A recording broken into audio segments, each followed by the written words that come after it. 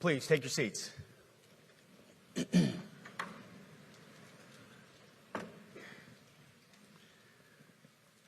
Well, Mr. Chairman, the Joint Chiefs, generals, admirals, commanders, officers, senior enlisted, NCOs, enlisted, and every member of our American military, good morning. Good morning and welcome to the War Department, because the era of the Department of Defense is over. You see, the motto of my first platoon was, "Those who long for peace must prepare for war." This is, of course, not a new idea. This crowd knows that. The origin dates to the 4th century Rome and has been repeated ever since, including by our first commander-in-chief, George Washington, the first leader of the War Department. Hey, welcome into Courageous Media. Thanks so much for joining me. Really appreciate everybody rolling up. Thanks so much. American Pride, welcome in. Appreciate everybody being here. We got a great show for you today. We're going to cover a couple of topics. I wanted to start with Trump and Hegseth as they addressed publicly what they've been doing privately now for the last couple of days. If you'll remember, there was a big scuttlebutt about Hegseth called all of the generals and top military leaders from all the branches of the military, admirals, generals, you name it, back, even from deployments, even from hot spots around the world, for essentially an emergency meeting at Quantico. And everybody was wondering, what's going on? What are they talking about? What's happening? Are we going to war? There was some of that nonsense.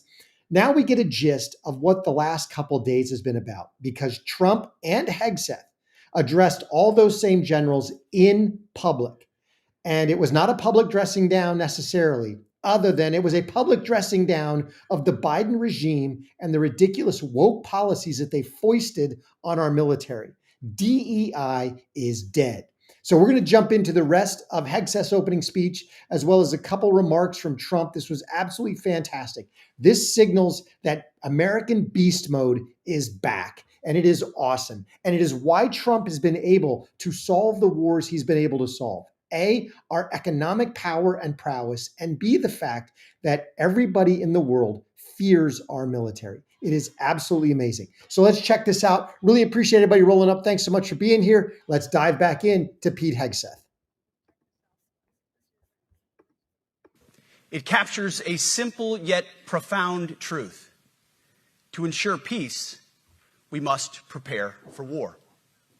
From this moment forward, the only mission of the newly restored Department of War is this: warfighting, preparing for war and preparing to win, unrelenting and uncompromising in that pursuit. Not because we want war, no one here wants war, but it's because we love peace. We love peace for our fellow citizens. They deserve peace, and they rightfully expect us to deliver it. Our number one job, of course, is to be strong so that we can prevent war in the first place. The president talks about it all the time. It's called peace through strength. And as history teaches us, the only people who actually deserve peace are those who are willing to wage war to defend it. That's why pacifism is so naive and dangerous. It ignores human nature and it ignores human history. Either you protect your people and your sovereignty, or you will be subservient to something or someone. It's a truth as old as time. And since waging war is so costly in blood and treasure, we owe our republic a military that will win any war we choose, or any war that is thrust upon us. Should our enemies choose foolishly to challenge us, they will be crushed by the violence, precision, and ferocity of the War Department. Absolutely. All right. We are back, baby. If anybody ever watched some of the speeches that Biden gave to the military, and I don't even think, I never saw a speech that his ridiculous Secretary of Defense gave, Austin. because I never saw him speak, period. I mean, the only time I ever heard about Austin was when he disappeared to go have a medical procedure and didn't tell anybody. It was just that administration, that usurpation of the American Republic in the White House was such a travesty and such a joke. But here we have Pete Hegseth detailing exactly what the military is all about. We used to say in the Air Force, what is the mission of the Air Force? And the Air Force had its nice flowery mission. According to everybody who was an operator, the mission of the Air Force was to kill people and break things. That's exactly what we did. That was our goal, to destroy as much stuff as possible, as quickly as possible, as efficiently as possible, as violently as possible, and to kill as many people as possible in the process. And then you had the Army that would roll in and they would occupy territory, because they did some things at the Air Force we could never occupy territory. Oh, but could we unleash hell on an enemy?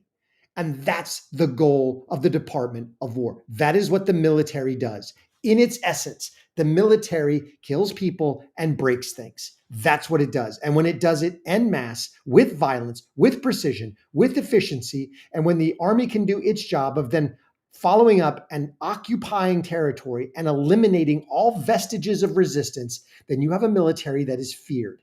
And our military is once again feared because we are not cowing to DEI nonsense. So now we know what has been happening the last couple of days in Quantico, the last few days since Hegseth announced this meeting.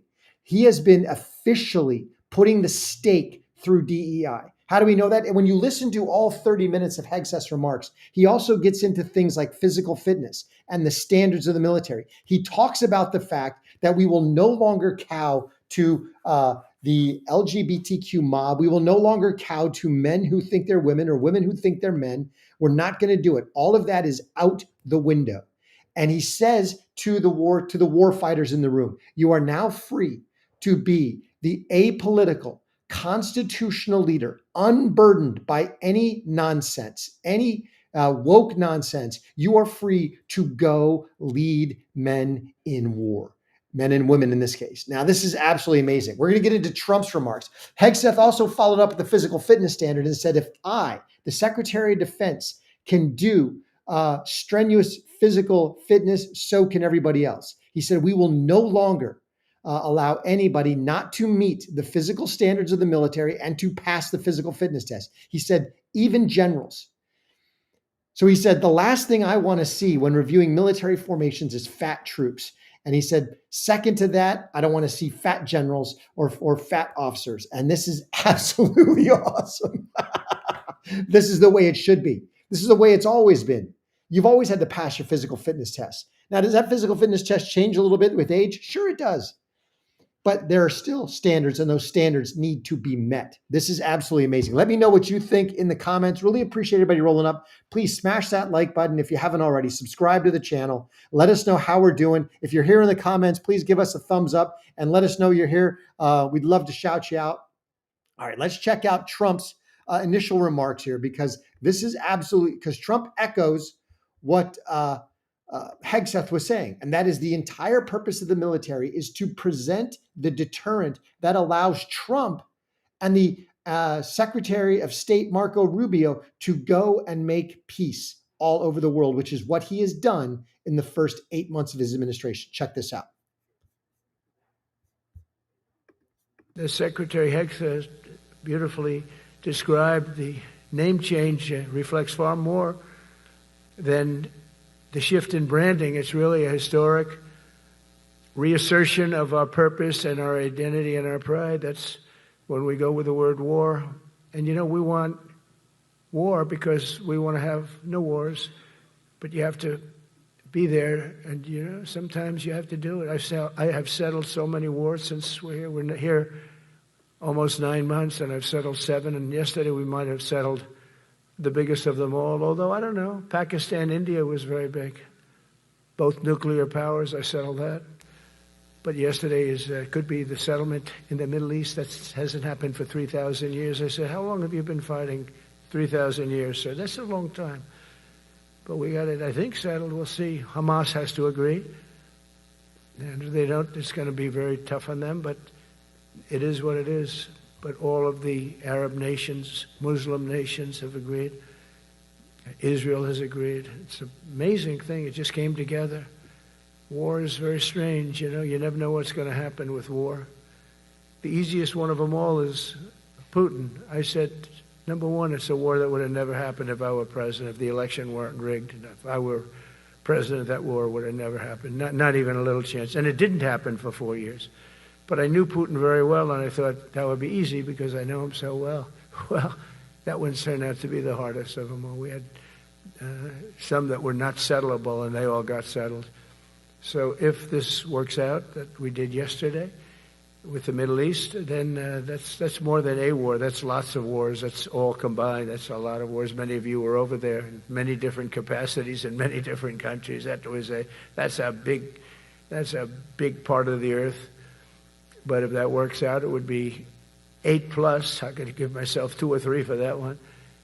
And then we just have the one to settle, and we have to settle it up with President Putin and Zelensky. Got to get them together and get it done. But the only way we can do that is through strength. I mean, if we were weak, they wouldn't even take my phone call. But we have extreme strength. We had the horror show in Afghanistan, which is really the reason I think that Putin went in. He saw that horror show by Biden and his team of incompetent people. And that showed, I think it gave him a path in. I wasn't there any longer. I watched that, and it was so horrible. I think it was the most embarrassing day in the history of our country. And now we're back. And that's it. We're not going to have any of that crap happen, I can tell you. Awesome. Yes, we're not going to have any of that nonsense happen. Now, Trump also took the opportunity to address some of the domestic issues because obviously he has now called troops to Memphis. He has sent troops to Portland. He's sending troops to Chicago. After, of course, he did this in LA with the National Guard as well as DC.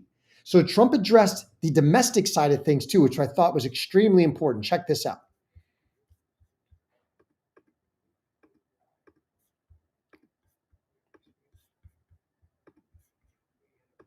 The ones that are run by the radical left Democrats, what they've done to San Francisco, Chicago, New York, Los Angeles, they're very unsafe places, and we're going to straighten them out one by one.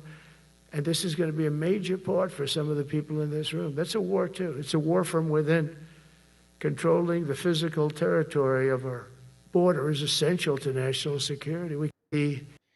Controlling our border and being able to control our internal territory are essential to national security, 100%, which is why Trump designated Hamas, they've already been, Antifa, sorry, I misspoke, why he recently, because Hamas is already a terrorist organization. We know that, that's already been designated, but Trump designated Antifa, a foreign terrorist organization and a domestic terrorist organization, which allows them to start dismantling their financial systems and everything else, which is absolutely awesome. So Trump and Hegseth have officially ended DEI in the military, in the Department of War. They are reformulating the thinking going forward. This is not about defense anymore. Defense comes through deterrence. Defense comes through the ability to propagate war. In other words, if somebody attacks you, then your defense is your ability to propagate war, to destroy them. Defense is also deterrence. It is the ability to stop wars before they happen because other people fear your military prowess. And in the case of the United States, fear both their military prowess and their economic prowess and our ability to destroy countries, not just militarily, but also economically. If we can withhold you out of the world economy, if we can withhold from you the largest consumer economy in the world, then we can damage people economically as well. Now, in all of that, he mentioned something very important. So I want to get to our next segment. We're going to do 4 segments today. That was the first. I want to get to our next segment, which was yesterday, Trump held meetings with Benjamin Netanyahu, Bibi Netanyahu. Not a big fan on this side, but I do support Israel. Israel is our number one ally in the region. In that portion of the Middle East, they're the only thing approaching a democracy. But Israel also has a lot of problems. initial Oz has propagated this war in Gaza. It has been, frankly, a disaster. And I say that because what they should have done, in my opinion, is they should have gone in hot and heavy and hard and gotten their hostages back and done it quickly. The fact that they have dragged this out, it has become a PR disaster is really what it's been. It's a disaster in Gaza, but anywhere there's a war, there's going to be a disaster. But they have created a PR nightmare for themselves because they have dragged this on so long.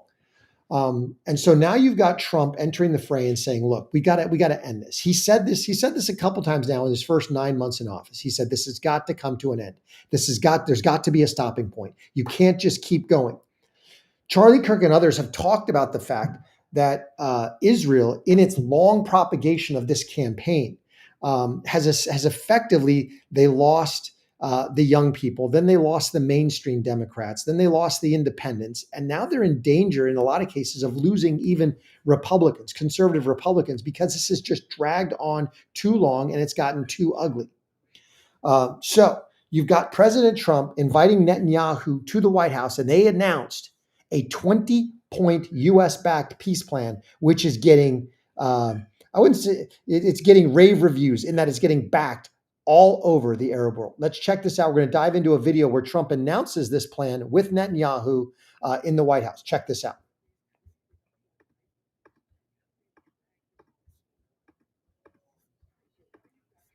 I hope that thousands of years, I think you can probably say, if you really look into it, if you study back, if you're a scholar, you would say thousands of years, Israel would have my full backing to finish the job of destroying the threat of Hamas. But I hope that we're going to have a deal for peace. And if Hamas rejects the deal, which is always possible, they're the only one left. Everyone else has accepted it. But I have a feeling that we're going to have a positive answer. But if not, as you know, Bibi, you'd have our full backing to do what you would have to do. Everyone understands that the ultimate result must be the elimination. Thousands of years, I think. All right. So that was his initial announcement, but he said something in there that was extremely important that I want to dive into before we look at his peace plan. We're not going to go into it all in detail because it is 20 points. But I did want to show you this, and he's absolutely correct. This has now been backed by everybody. He's got Israel's backing on this, but he's also got the backing of 8 Arab and nations. So Arab Muslim foreign ministers from, check this out, Saudi Arabia, Jordan, the UAE, Indonesia, Pakistan, Turkey, Qatar, and Egypt all issued a joint statement backing Donald Trump's comprehensive plan to end the Gaza conflict. This is absolutely amazing. He's already got all of the Arab nations on board. The only people that have not backed this to date is actually Hamas. Now, and he's basically thrown down the gauntlet. He said, I've got all 8 of your neighbors. When you think about it, Saudi Arabia, the eight neighbors in the region. You got Egypt to the south. You've got Saudi Arabia and Jordan to the east. Along with farther east, you've got Qatar. You've got Turkey to the north. And then you've got the UAE. So you've got all the Gulf states, essentially. And then you also got the 2 largest, most populous Muslim nations in the world, Indonesia and Pakistan. So you've got essentially the bulk of the Arab world saying, we back Donald Trump's plan. So what is Donald Trump's plan? Let's check this out.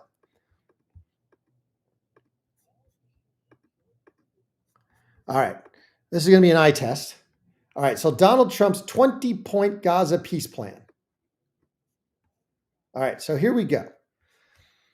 De-radicalization. Gaza becomes a terror-free zone posing no threat to neighbors. Redevelopment. Gaza rebuilt to benefit its long-suffering people. Now that I understand is going to be mostly, when you look at the details, it's going to be mostly Arab Gulf money that's going to go into that. War cessation. War ends immediately upon agreement. Israel forces withdraw to agreed lines, suspending operations until full withdrawal conditions are met. All hostages returned within 72 hours. Prisoner exchange.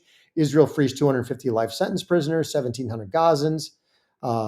Peace committed Hamas members get amnesty, and safe passage if leaving their weapons commission. So basically, Hamas can flee to any other Arab nation that they want. They're going to leave Gaza. And the agreed lines that are talked about in number 3, essentially they've got 3 stages of withdrawal. So there are 3 lines of withdrawal. So essentially, they release some hostages. Israel withdraws a little bit. They release some more. Israel withdraws more. They release more. Israel completely withdraws their military forces from Gaza. Full aid, including infrastructure rehab, enters immediately per January 2025 agreement. Aid distribution, governance, temporary technocratic Palestinian committee with international experts, board of peace chaired by Trump. Now, Trump announced in his speech, he's like, look, I don't want to do this. I do not want to head this, peace commission, this Gaza commission. But he said, I've been asked by Israel and the 8 Arab nations that I run this thing. He said, it's not because I want to, and I didn't even nominate myself. I want to out. But that's what's going to happen. So Trump's plan to rebuild Gaza, convening. So now you've got Trump's plan. They're going to use Trump's initial plan. Remember when Trump talked about taking over Gaza? Well, he's not going to take it over, but they are going to use his economic plan to essentially try to redevelop Gaza into, the South French coast of the Middle East, to make it look more like Tel Aviv, without, but not Jewish, not Israeli. They're going to basically turn it into a Riviera because it sits right on the Mediterranean Sea. So an economic zone with preferred tariffs. So you got a whole bunch of things that are going on here in this 20-point plan. And this is all being facilitated by the U.S., essentially paid for by the Gulf states, and then run by Trump as the head of the Technocratic Peace Commission until they can essentially redevelop it, eliminate, get all of Hamas out, give them safe passage to some other place, and turn it into a terror-free zone. Now, obviously, the devil is in the details on this. The devil is in the execution. It's a great plan. Can it be executed? That's what it comes down to now. But we are now potentially, because he got the 8 Arab states to agree, they are on the brink of potential peace in Gaza. If he pulls that off, the only conflict left is Ukraine and Russia. That meat grinder. But if Trump does not if he pulls this off, if he ends this war, if he gets Israel to withdraw out of Gaza, and he starts and he gets rid of all the terrorists, gives them safe passage, and they start a redevelopment project in Gaza, how can you not give him the Nobel Peace Prize? That is absolutely amazing. So let's see how it goes. How do you feel about Tony Blair being on his team? Not thrilled. I don't like Tony Blair. I think Tony Blair's a liberal cockroach. But again, most of the politicians in the UK and most of the politicians that are actual politicians in power in the EU are. The only people in the EU from a political standpoint that I have any affinity for are Nigel Farage, Marine Le Pen, and now her deputy, because obviously they've used lawfare to try to so that she can't run. Weitzel in Germany, and then there's I forget their names off the top of my head, but there's 2 in the Netherlands that are also awesome, as well as Giorgia Meloni, the president of Hungary. So there are some, because Europe is actually going through a transition right now. They are starting to move away from the EU ridiculous, centralized, big government, globalist cabal politics that have been running that place for the last 40 years. So here's Trump's peace plan, and it is on the brink. All they need is Hamas, and Trump has essentially laid down the gauntlet. Hamas, you agree to this, and everything will go well. If not, I will give Israel full backing to destroy every square inch of Gaza. It is up to Hamas now. So the Cenk Uyghurs and all can scream all they want. Peace is at hand if Hamas agrees, and Hamas essentially lays down their weapons. Israel will walk away, and Hamas can give their lives can be spared. They can be given safe passage and amnesty out of Gaza. And it'll be a terror-free zone. If he pulls this off, that'll be phenomenally amazing. Let me know what you think in the comments. Lynn Sanger, Israel's offered a peace plan at least 5 times. Exactly. I think the key here is that this will be more of a peace plan administered by the United States and its Gulf allies in the region, not by Israel itself. It won't be a unilateral one. It'll be something administered. And they can actually turn, I mean, Gaza from a geographic perspective is extremely valuable land. I mean, you could turn this into you could turn it into Nice, France. You could turn it into Monaco. You could turn it into, something akin to the Amalfi Coast, right? It's right there on the Mediterranean Sea. It could be beautiful if we can just get the bad actors out of the way. Let me know what you think in the comments. Please, if you haven't already, smash that like button, subscribe, let us know you're here. All right, I want to dive into this other story because in the midst of all this going on, you've got the Democrats who are now in absolute free fall, both because of what Trump is doing and because of their own ridiculous stupidity. They are a clown show of all clown shows. So I want you to check this out because the walkaways from the Democrat Party are intensifying. What Trump has been setting up over the last couple of years, what people have been noticing, what we saw before the election with Elon Musk, with Robert Kennedy, with Nicole Shanahan, with the generalized movement of the Democrat Party hard left into socialist, communist, fascist territory, into the extreme woke ideology, has left a lot of people begging, where do I go?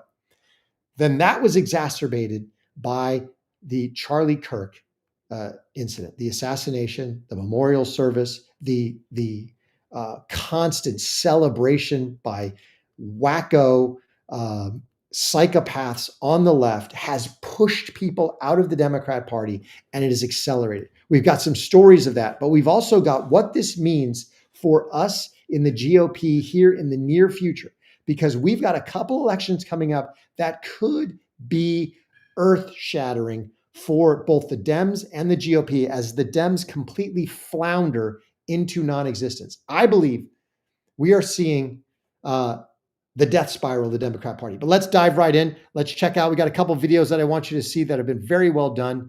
We got a video. We got a testimony of someone who has recently left the Democrat Party, and then testimonies of others. Here we go. Let's dive in as the Democrats circle the drain in their death spiral. Check this out.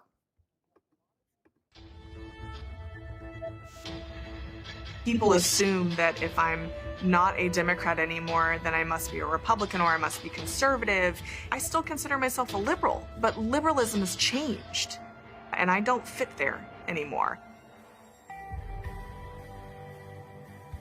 As a black kid growing up in Texas, you were taught that you had to support Democrats because Republicans were for white people, supporting the rich, and we definitely weren't rich. Basically, our default setting is to be a Democrat. I'm a Democrat. My parents are Democrats. I was a huge Obama supporter. In the 2016 primary, I voted for Bernie Sanders. I mean, I was a socialist. It wasn't until we got married and began expecting our own family that I began to kind of question whether or not the things that we were really promoting and supporting were in line with the way we were living. And that was when the shift kind of began for us. I was renting a room in this woman's apartment. She had 3 or 4 kids from 3 or 4 different fathers. She was my age. Most of them were incarcerated. I asked her, what do you do? She goes, I'm in the system. It feels like Democrats sort of get people hooked on this drug of free money, where they basically say, you know, if you want your fix, you have to keep voting for us.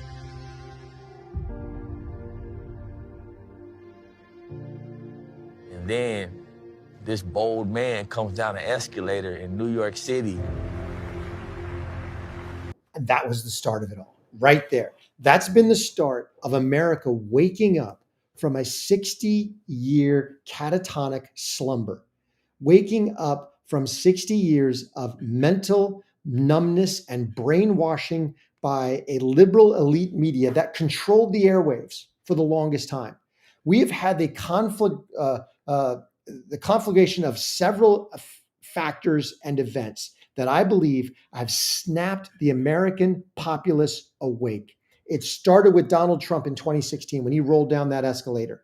That's when you saw people like Candace Owens and others like, wait a minute, who is it? This guy's been celebrated by rap stars all along. Now all of a sudden he's a racist, and people started to ask questions. And Trump ran on a populist platform and he galvanized people to him. Then you saw the 2020 election and the 4 years of Biden and the fact that they absolutely tried to destroy this man without cause. They invented cases against him. They had Letitia James run her entire AG campaign on, I will get Trump no matter what it takes. Not, hey, here's the list of things that Trump has done wrong. No, none of that. I will go investigate Trump and find something. We're going full Soviet. So the Americans saw that for 4 years. They saw him get indicted. They saw the mugshot. They saw Mar-a-Lago get raided. They saw the fact that Trump was getting prosecuted for classified documents, which he is allowed to have, and Biden and Bolton and others were not getting prosecuted for classified documents they are not allowed to have. They saw the double standard. They saw the hypocrisy. They saw the hierarchy in action, and it started to turn people. And then you had the entire woke ideology, which drove the Democrat Party hard left. And it left everybody who was a centrist Democrat standing in no man's land going, where do we go now? And here's what happened. That's when you had Tulsi Gabbard, you had RFK, you had Elon all flock to Trump going, he is the populist candidate. He is the one who is standing for working Americans. And you had the 2024 election, and you had this huge shift. Then you had the Democrats this free fall started there. And you saw poll numbers in the 30s, in the 20s. The Democrats were extremely unpopular because Trump was doing everything he promised, what people elected him to do. He was making peace around the world. He was getting rid of woke DEI nonsense. He was bringing down prices. He ended illegal immigration at the border. He started mass deportations. You had the ultra left essentially fighting ICE, fighting U.S. Police officers, U.S. Federal authorities who were trying to get rid of criminal illegal aliens. And the Democrat Party was wallowing in ridiculousness. And then the violence started to ratchet up. Violence after violence, violence on ICE, more violence on ICE. Then you had everybody calling Trump and Elon and everybody else Nazis and Hitler and Gestapo and jackboot and you name it, all the rhetoric out there. And then Charlie Kirk got shot. And then you saw the radical left celebrate it online. It was there for every mainstream, regular, moderate, centrist American to look at and go, oh, hell no. And now you've got this massive walk away from the Democrat Party. Check this out from someone who just posted, this is recent, just posted a little bit of their walk away story.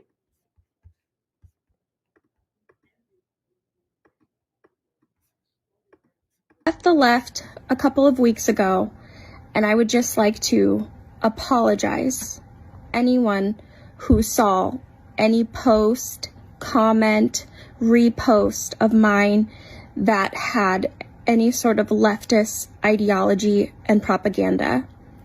I was so wrong.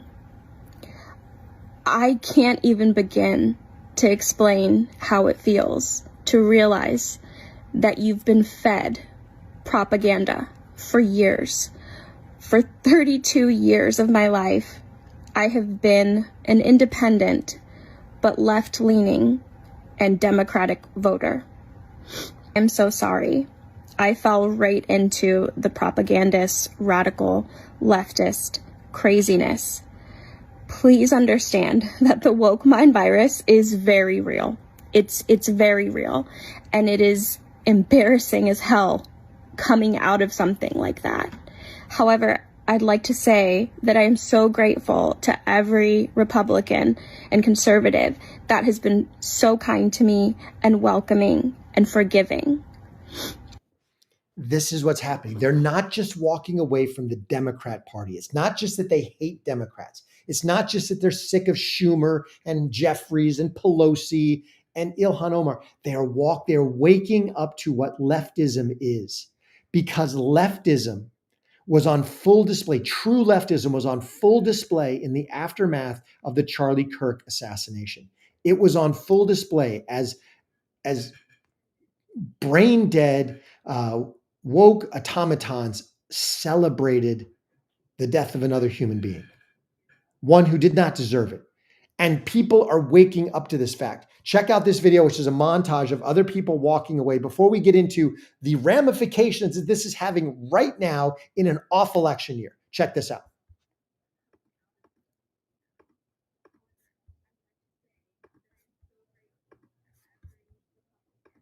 Is this the turning point that Charlie Kirk has been talking about? Democrats are flooding my social media with videos of them saying they're finished with the Democrat Party after these goblins celebrated Charlie's political assassination. Look at the profound effect this man's life is having and the cultural change that is at hand because of Charlie. I am done. I am not going to vote Democrat anymore. I did leave the left because I was getting sick and tired of their behavior. But I was considering myself to be in the center. No. Whoever did this just up. And I'm seeing a lot of people who were on the left say that they're no longer going to be on the left anymore. I was an old school Democrat. I will never vote fucking Democrat ever. I was a Purple Party independent. You lost me. I'm all red now.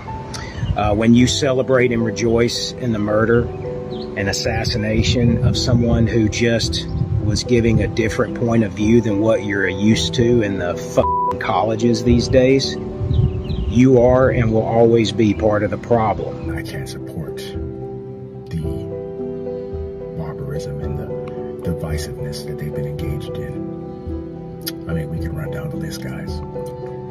As recently as yesterday, because of the rhetoric that the Democratic Party has been spewing for the last 10 years or so, has been so extreme and so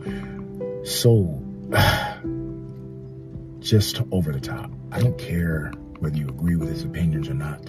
His opinions weren't coming from an evil place. He just wanted to talk. And he was assassinated for it. In front of his loved ones, in front of his family.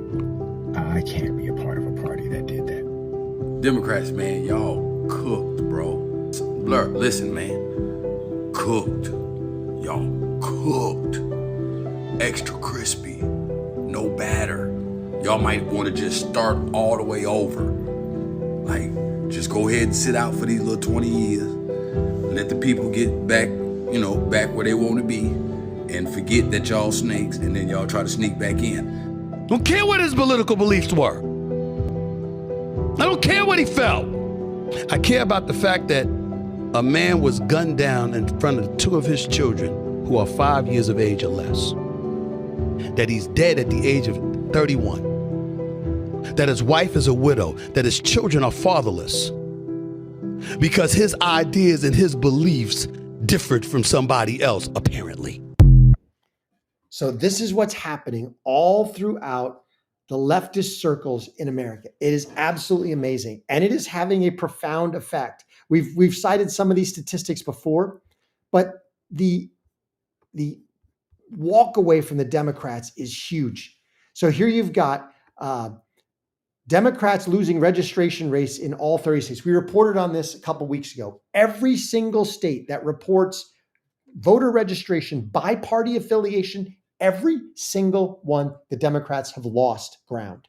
4.5 million voter swing in registrations. That is absolutely immense. That is enough to turn every single presidential election. If you look back, there's not been a presidential election that was determined in recent history by more than 4.5 million votes. Certainly, and that's popular. That's popular vote. When you break that down into swing states and electoral college, it gets even worse for the Democrats. Now, what effect is this having right now? Because obviously we're in an off election year. It's 2025. The midterms are in 2026. But we've got a couple races that are heating up right now. We've got a New Jersey gubernatorial race that is very interesting. And we've also got one of the bellwether states that I want to clue you into. So when we talk about this voter registration, why are voter registrations important? Well, first of all, the vast majority of people vote pretty much down their voter registration line. Not all of them. And it's not 100%, but if you look, it's probably between 80 and 85% of people vote their party registration generally, which means the more party registrations you have, the bigger base you've got, essentially the bigger starting number you've got before you ever get to independence. Well, here you've got Pennsylvania. Pennsylvania, which has been a swing state for quite some time. Realize they were a swing state even back in 16. Trump won them in 16. The Democrats were plus 916,000 in voter registrations. They were up 1 million people. And Trump won that state. Now, check out what has happened since then. Scott Pressler, the Persistence, Turning Point Action, Turning Point USA, they have all gotten involved in this voter registration game. And not only was Charlie speaking in front of college campuses and inviting dialogue, not only have people been out there stumping in speeches, but you also had ground game. You had the Trump effect that drove people out into the highways and byways like Scott Pressler, who went out there to actively recruit people, actively register, actively door knock. And this is what has happened. That million plus, that million voted voter registration advantage in Pennsylvania has shrunk all the way down to 52,000. And they are predicting that by November of this year, Pennsylvania will officially, registration-wise, flip red, which would essentially make Pennsylvania no longer a swing state, probably. It went from purple to light red. It could go not quite as deep red as Florida, but it could absolutely swing the governor's race.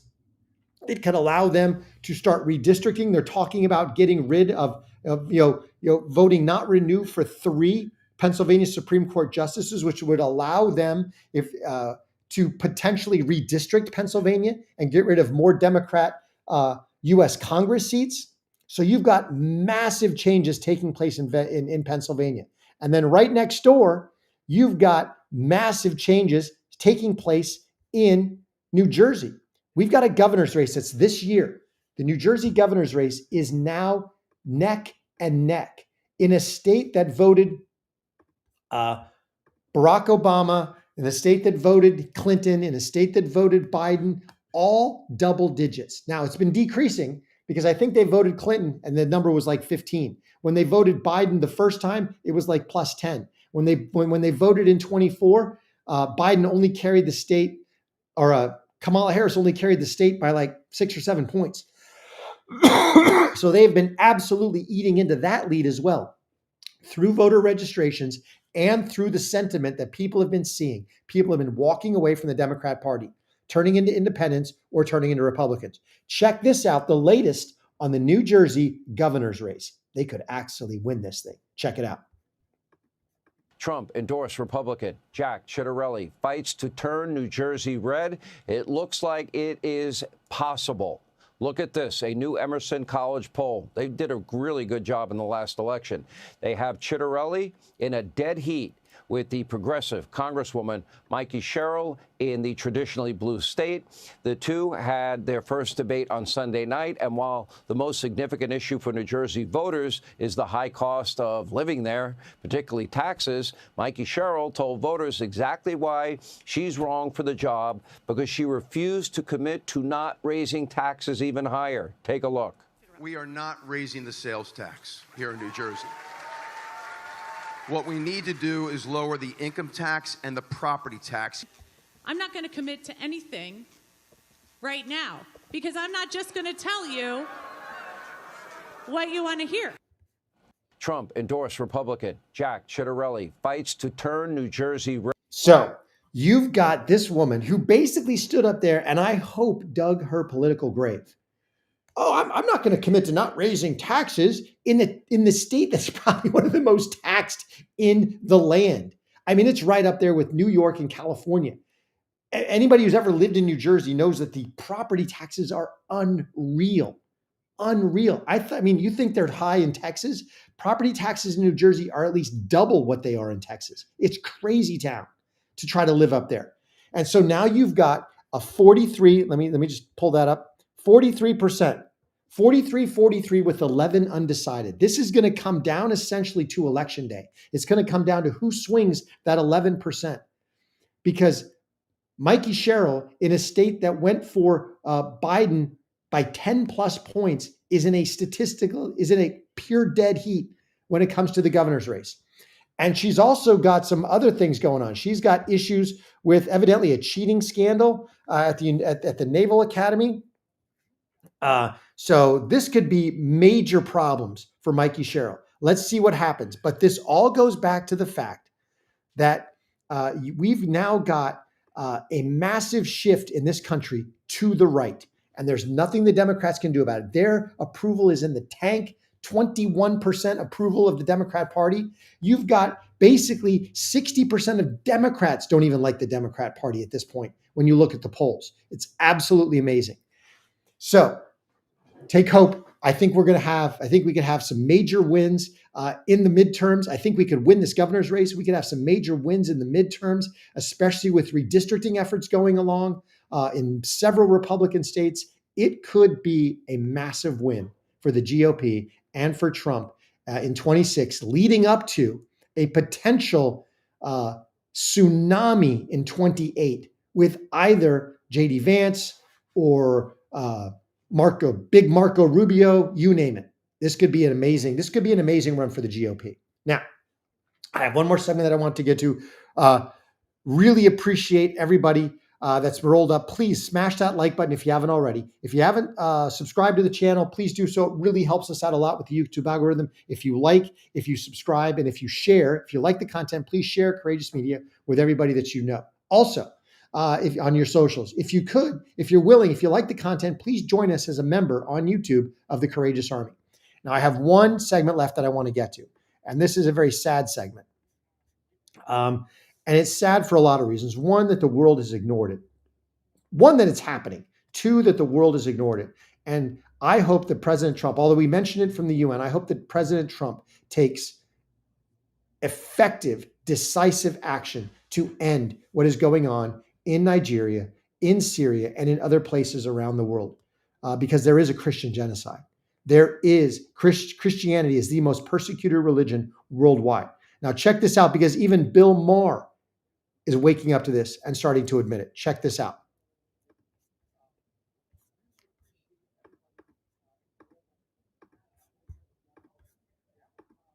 Nigeria, I mean, the fact that this issue has not gotten on people's radar. Right, no one's talking about it. It's pretty amazing. If you don't know what's going on in Nigeria, your media sources suck.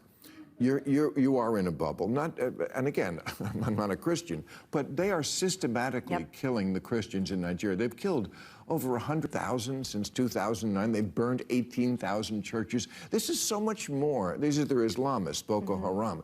This is so much more of a genocide attempt than what is going on in Gaza. They are literally attempting to wipe out the Christian population of an entire country. Where are the kids protesting this?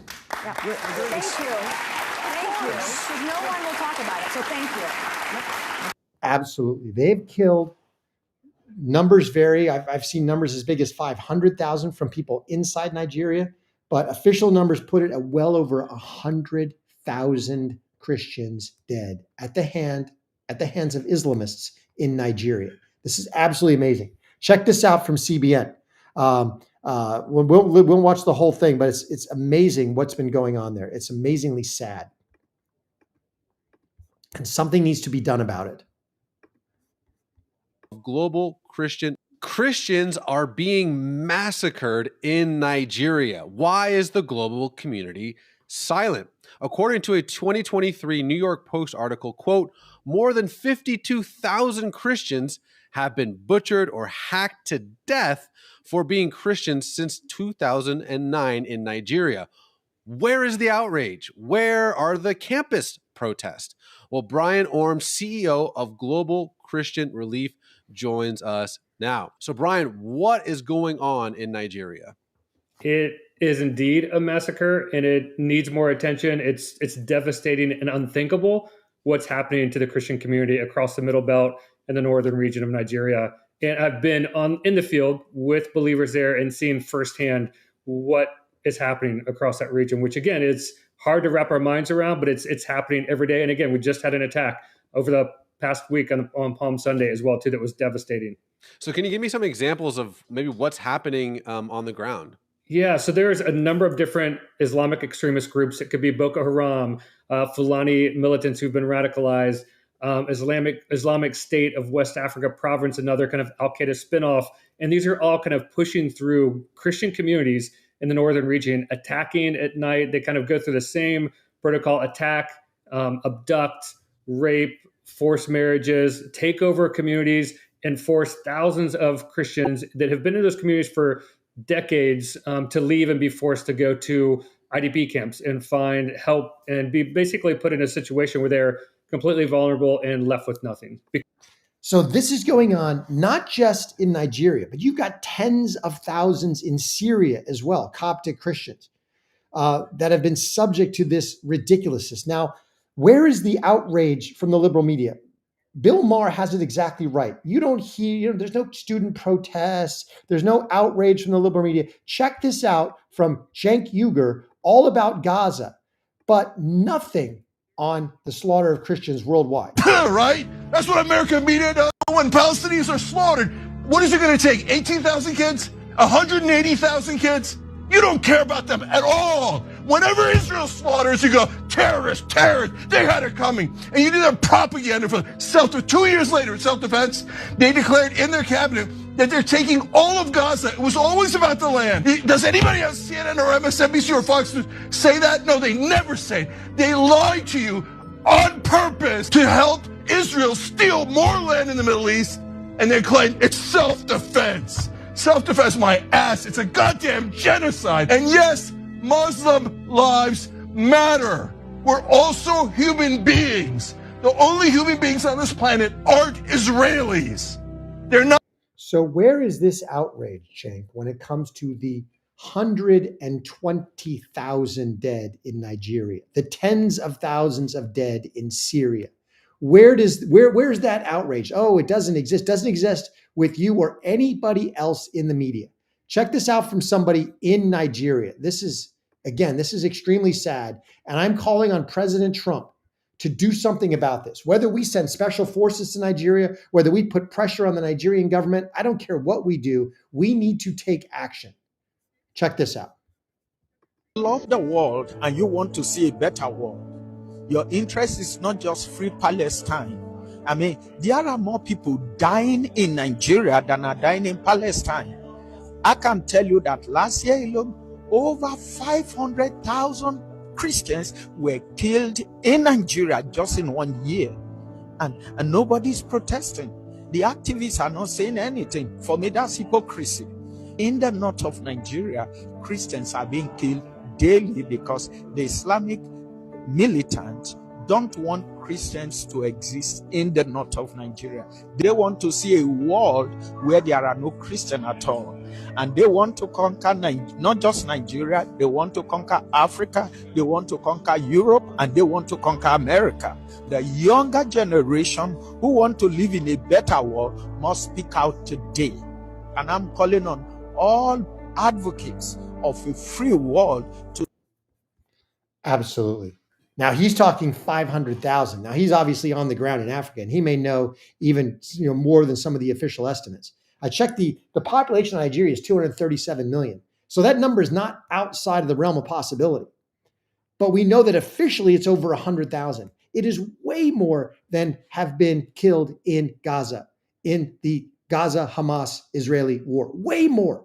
Yet there's not a peep out of the mainstream propaganda globalist media because they don't care. They don't care about Christians whatsoever. They only care about death when it is an Israeli attacking a Palestinian or a Muslim. In the United States, they seem to only care when it is a white person who attacks a black person or a brown person. All of the other death that's out there, they seem to ignore. Well, we are not going to let them ignore it. We are the media now. The viewership on the propaganda media is down so low, it's time to put it to rest. It's time to put the final nails in that coffin and make sure that the liberal propaganda globalist media dies the quick death it needs to, and it goes away. and we will become the media now. And you can get your media from whatever source you want, and you can fact check media against each other, and we can get back to a time when there was open discussion and truth. It's absolutely amazing to see what is happening. The Dems are in a complete free fall. Trump and Hegseth are remaking the Defense Department into the Department of War. We've got phenomenal things going, potential peace in Gaza. And then we just need, as a nation, I need President Trump to stand up and take action to solve the genocide of Christians around the world. Really appreciate everybody rolling up. Thanks so much for being here. Let us know what you think in the comments. Please like, comment, and subscribe if you haven't already. Smash that like button and share Courageous Media with everybody that you know. Also, join us as a member on YouTube. We'd love to have you. A member of the Courageous Army. Great benefits there, private videos, and you name it. Come out, join us. Thanks so much for being here. Remember, God is good and He is sovereign. It'll all be good in the end. Till I catch you next time.